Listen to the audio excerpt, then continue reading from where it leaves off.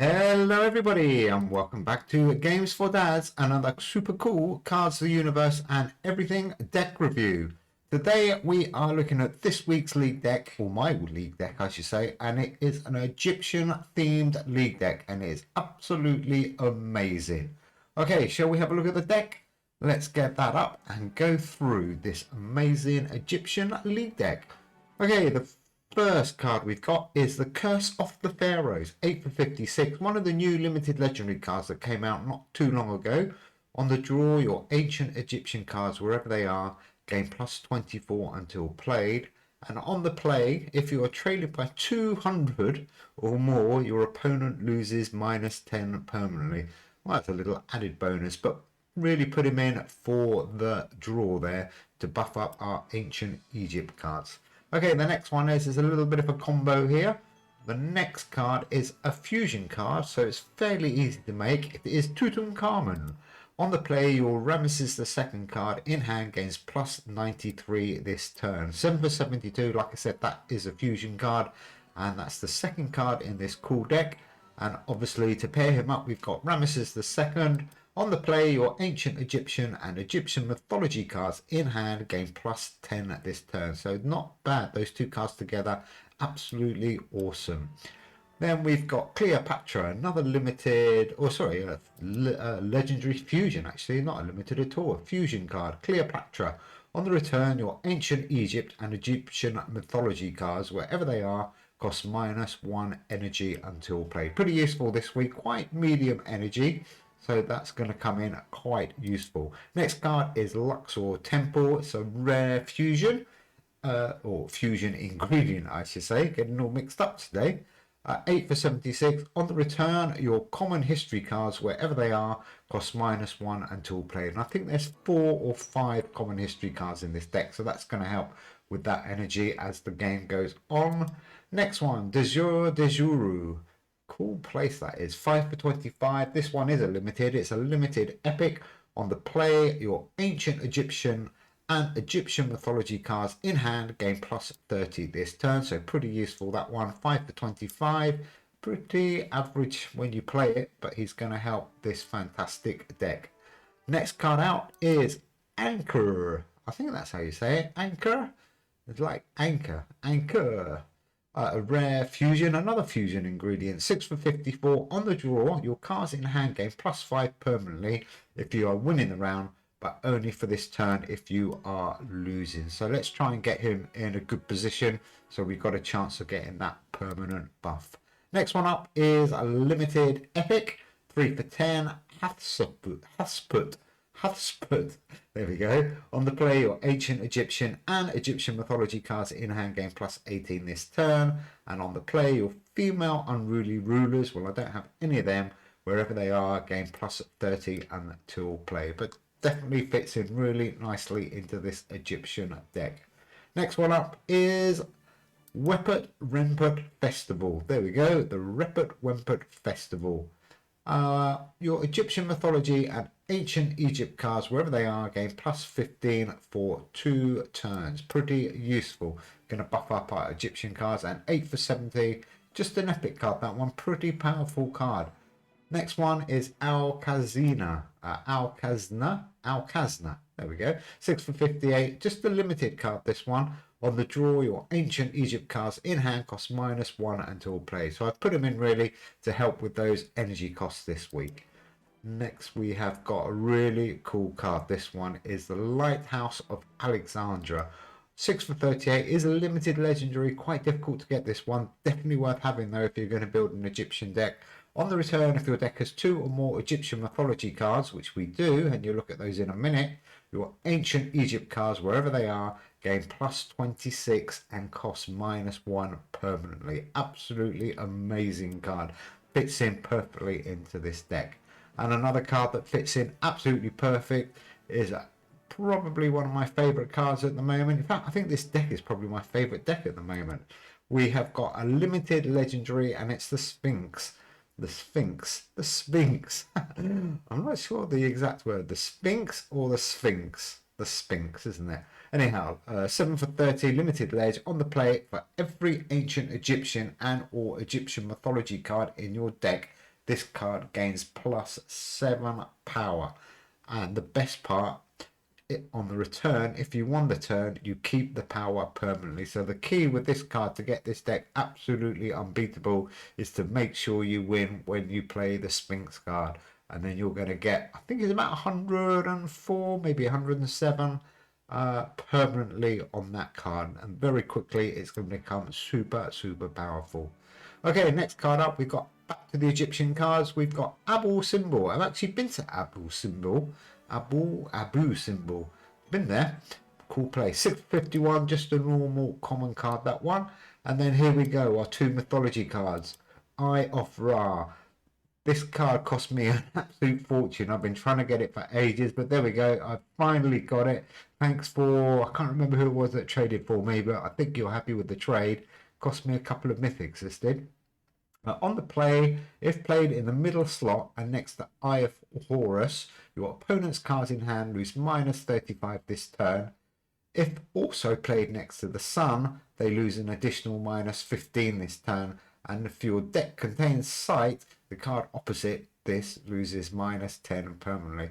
Well, I've only got one of those three cards, and it is the Eye of Horus. And let's have a look at that card. That one is up next. And obviously we're going to play these two cards together. There we go. On the play, if played in the right slot, and that got me at the beginning, but you must play it in the right slot. And next to Eye of Ra, your Ancient Egypt and Egyptian mythology cards, wherever they are, gain +14 permanently. So those two cards together, absolutely amazing. You can see why Eye of Ra is so expensive, because this deck is absolutely superb, and those two cards are must have in this deck. 8 for 70, it's a limited epic. This one's a bit easier to get, but as I said, unfortunately you do need both of them to make it worthwhile. And then we've got that guy himself, or guy I should say, lion, I think it is, the Sphinx. On the play, all Ancient Egypt and Egyptian mythology cards in both players' hand gain +15 this turn. I've actually been up against a few history decks or a few Egyptian decks, and it's quite funny watching that card on both players' hand, giving everybody or all our cards +15. I wonder what was going on at the beginning. I had to reread that card. But anyhow, that's the Sphinx, fits in beautifully. And the last two, the Egyptian cats, had to go in the Egyptian deck really. Total common card, 8 for 71, does absolutely nothing like Abu Simbel, but we are going to buff that card up to a massive score. Should get well over 200, maybe even 300 if you have a good game on that card. And then the final card finishes off this deck nicely, Imhotep, or Imhotep. I'm Hotop. I'm Hotep. Imhotep. Dear oh dear, what am I saying? A legendary limited 4 for 40. On the draw, for every round completed this game, your Ancient Egyptian cards, wherever they are, gain +9 until play. So dead useful card, and again it fits in really nicely into this Egyptian League deck. Anyhow, the deck code there is in the middle if you do want to have a go at putting this together. 3CKS5F. That's the deck code. Put that in and you will get this amazing Egyptian League deck. And you can start trying to collect, if you haven't got them, trying to collect some of these cards, because it's definitely worth having. And I think this deck is going to work really well in pretty much every league, apart from probably last week where it was almost unlimited power. But this works well. As long as you get the rotation right, it works well with this low energy week. So let's see if we can get an opponent. While we're waiting, average power 51.1, average energy cost 6.2. It's quite high. And power divided by energy is 8.2. So really this deck is all about buffing and building up. We're still looking for an opponent. Sometimes if you go back in, you can find one quite quickly. Let's try that. Let's go back in. Let's see if we can get something in play. We are searching. Let's see. Oh, we are playing Purplefy. Here we go. This should be interesting. Don't know Purplefy. I don't think I've played you before. Anyhow, let's see what happens with this amazing Egyptian League deck. The key with this deck really is to make sure, because energy can be a little bit tight, so make sure you try and get your cards in the right rotation. Obviously, we want to get Tutankhamun and Ramesses II together. But anyhow, let's get off with Curse of the Pharaohs. Get that one around as quickly as we can. I think the chat's still broken, isn't it? What's Purple Fee doing here? Only 2 cards? No, 3 cards. Oh, there's that Charles, Pika and Hemidale. 3 classic cards in his deck. Okay, this should be a good game. I'm fairly confident though. I've been in a lot of really good decks with this, so let's see what we do. But as I was saying, it's most important thing I think with this deck is to try and get a good order.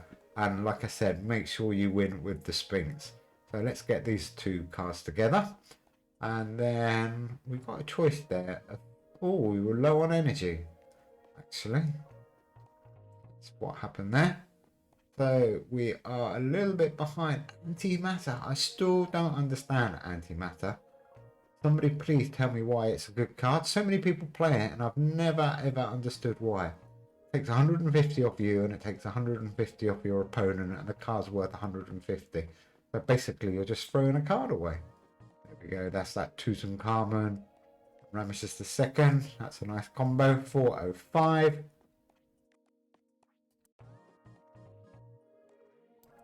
So that puts us back just a little bit in the lead and we win the first round. 1-0, 15, that was quite close actually.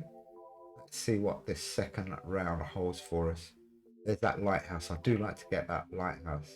So the important thing for me is when to play the Sphinx because I really want to make sure I win with that Sphinx to keep that permanent buff. Oh, the energy is a little bit tight here. 63. Okay, I'm not too worried. Luckily, we won the first round. Oh, he's doing a bit of damage. Direwolf, Pika, and Evolution. Well, that's not nice. That's not nice, Purple Fee. Purple Fee. Nice name. Okay, what's next? We're gonna try. We got 18 power, so I think we might go for it.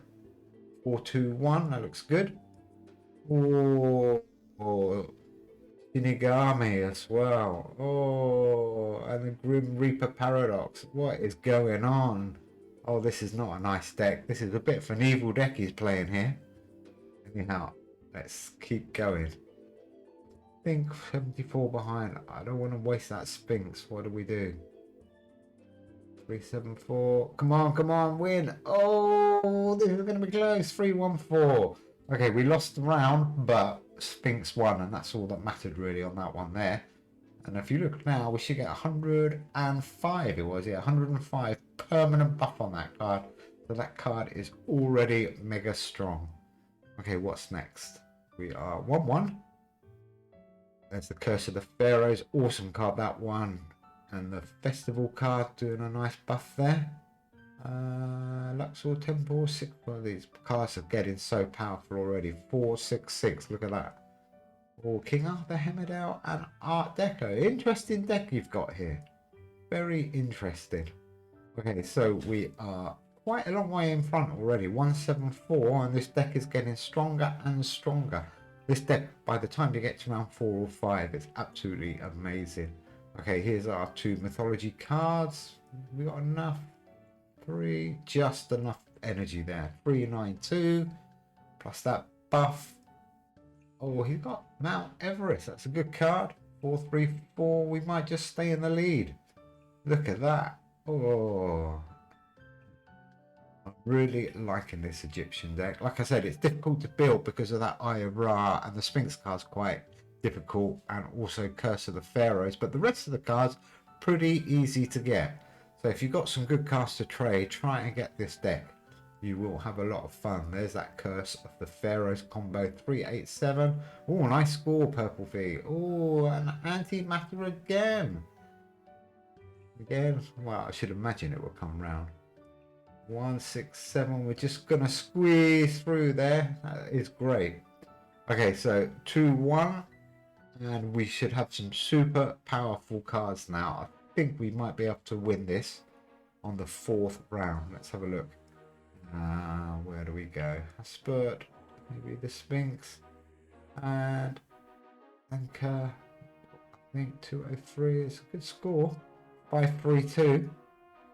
He's juggling his cards around. What's going on? Oh, hell and the World Turtle. I think we're going to be okay though. We're still nicely in the lead. I think it could be game over for you, Purple V. Well, look, we've got a couple of big cards coming round. I think we've got the Sphinx coming and our mythology combo, hopefully, to finish off with.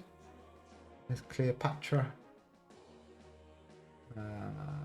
4-1-2 and Abu Simba. So you can see now, towards the end of the game, the cards are massive and we've got no energy problems whatsoever. Just at the beginning, as long as you get your cards in a good order, you won't have a problem this week. 4-6-8 lead. And what's coming around? Is it Sphinx or is it the mythology cards?